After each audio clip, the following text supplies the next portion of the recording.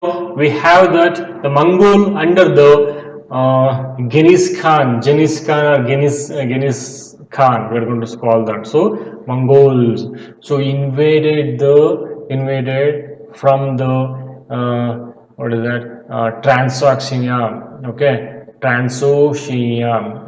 So in northeast in Iran, so the Mongols from the northeast Iran in 1219, and the Delhi Sultanate faced their onslaught soon after. So when they controlled, they were not able to, when they invaded, they were not able to face them because they were stronger than this Delhi Sultanates.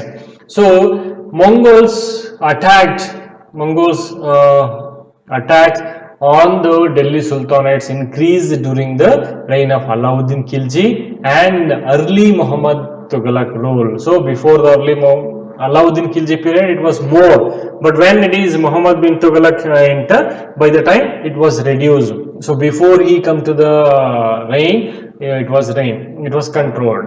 So this was force the two rulers to mobilize a large standing army in Delhi, which forced a huge administration challenge. How it is going to be challenge for them? Let's understand now this comparison.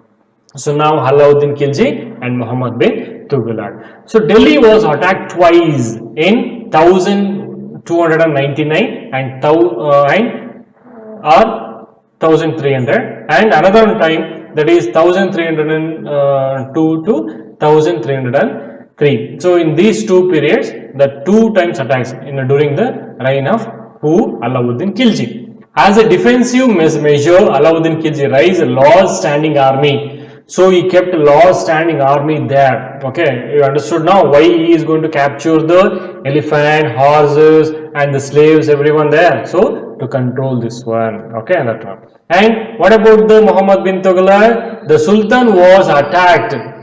Sultanate was attacked in the earlier years of the Muhammad bin Tughlaq reign. The Mongols army was defeated. Understand? Muhammad bin Tughlaq was confident about the strength of his army and his resources to plan an attack of the Transoxiana. So that place of the that Mongols, Transoxiana, it's in northeast Iran. So he therefore raised a large standing army. So he had a confidence there. So that's why he started to conquer that places also. That much of the strongest he was there. So next one, Alauddin Khilji constructed. So Alauddin Khilji constructed. Okay. So as we discussed that. So the first point it's done, and now this point also we discussed. So now Alauddin Khilji constructed a new garrison town named Siri and his for his soldiers. So we have said no that in the top of that, in the topmost of the that Delhi area, he started a new town that is called Siri. So who built the town Siri? That built by the Alauddin Khilji. What purpose he built that? For the purpose of his soldiers to live there. Okay, for that purpose he constructed. So here let's concentrate this one Muhammad bin Tughlaq part. Rather than constructing a new garrison town, the oldest of the four cities of the Delhi, okay, Delhi Hai Khana, okay, was emptied of its residents and the soldiers garrisoned there. Okay, so the residents of the old city were sent to the new capital city, that is in Daulatabad or Devagiri, okay, in south. So as I said, that one. So he emptied the complete city and he shifted to that capital to the south. Okay, this is one of the major aspect he has taken. Now here, the soldiers had to be fed.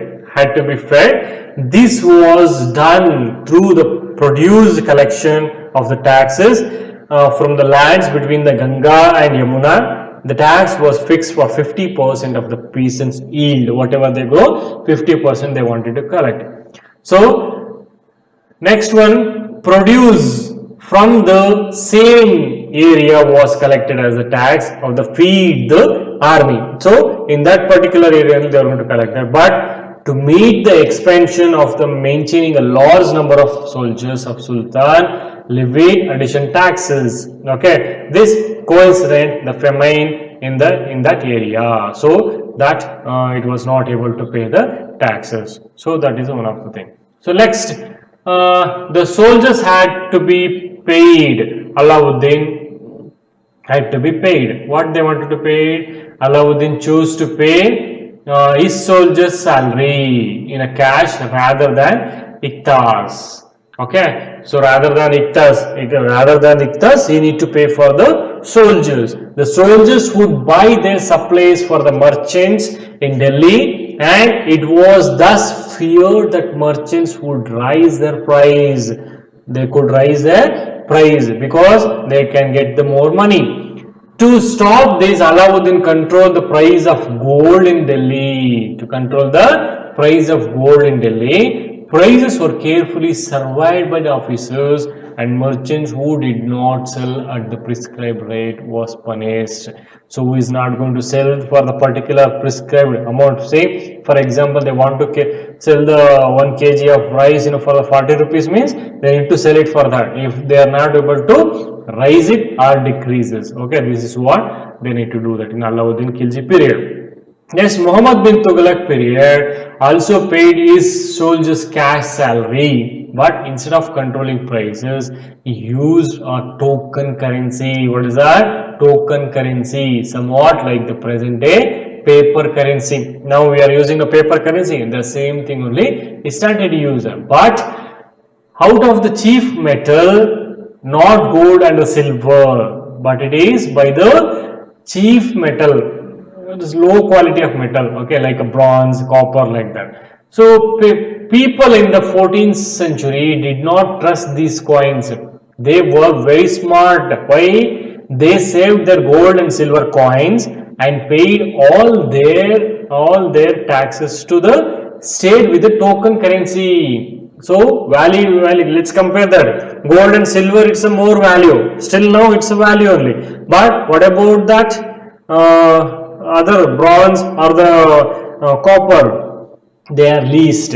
So that only they started to pay that one. What had happened there? So the chief currency could also be counterfeit easily. So that they can be mint it how much they wanted that. Okay. So that was one of the they can do it then. But because of this one, so the people who are there, they were preserving the gold and silver coins, and they were giving the taxes, everything to the treasury or the officers as a taxes, that these coins only. So that was one of the benefit for the people, okay, but it was affected for the king. Alauddin's administrative measures were quite successful, and chroniclers praises his reign or the chief price and effective supply for the goods in marketed. So this is very important. So he successfully withstood the threat of the Mongol invasion. So this is what he done that. So in the chief price of all the products were available, but in the Muhammad bin Tughlaq's period, administrative measures were a failure. His campaign into Kashmir was a disaster. He then gave up his plans to invade Transoxiana and disbanded his large army. So because during the period of that moving to the conquer the places of the Transoxiana, so by the time it was so chill, because of that chill, the soldiers were not able to move to that area. So because of that, what they did that, some of them died and some of them fall for sick. Okay, so that's why he cancelled that one. Because of that whatever the expenditures done there, it was too much of the struggle for the kingdom. So his administration measures created the complications.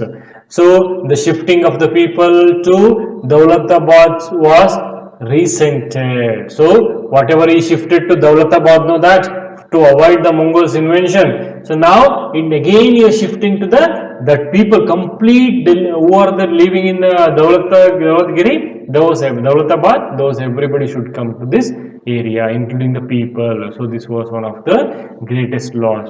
The rising of the taxes on famine in the Ganga Yamuna belt led the widespread rebellion, and finally the token currency had recalled. So this is what that Muhammad bin Tughlaq faced the problems. Okay, so now the Sultan is in a 15. After the Muhammad bin Tughlaq, the another Tughlaq dynasty, the another two dynasties were comes to the rule. So those were not sounds too much of that. So but they ruled the areas. So whatever that. So after the Tughlaq, Sayyid and Lodi dynasties ruled the Delhi and Agra until the 1526. By then, Jhanpur, Bengal, Malwa, Gujarat, Rajasthan, and entire South India had independent rulers who established flourishing states and prosperous capitals. So this is very important. So this was also the period which saw the emergence of new ruling groups like Afghans and Rajputs. So they entered, Rajputs and Afghans entered. Some of the states established in period of that, the small but powerful, extremely well administrated. So which are those? Sher Shah Shur. So 1542 1545 stated his career as a manager of a small territory for his uncles in Bihar. Even actually challenged and defeated the Mughal Emperor Humayun. He defeated the Mughal Emperor Humayun. Okay, two times he defeated. As the Sher Shah captured Delhi and established its own dynasty, although the Shur dynasty, okay, so by establishment of the Sher Shah Shur dynasty ruled for only 15 years. So during his period only it's ruled. So it introduces an administration and borrowed the elements from Alauddin Khilji and made them more efficient. See, whatever the administrative ideas ruled by the Alauddin Khilji, that only implemented and effectively implemented. Sher Shah's administrations became the model followed by the great empire of the Mughal. Who is that? Akbar. So 1556 to 1605. So during the period he ruled that. He influenced by the Sher Shah Shur. Okay, whatever the administrations, so those everything that. So and he introduced in his kingdom that one. Okay, that we learn in the next lesson when he consulted the Mughal Empire. So this is what we are going to learn that. So dear children, this is about the lesson. Okay, so that Delhi Sultanate. So in the next lesson, I am going to explain about the the Mughal Empire. So how they established and how they controlled and how they came to India. Everything we are going to learn in the next lesson. Thank you so much.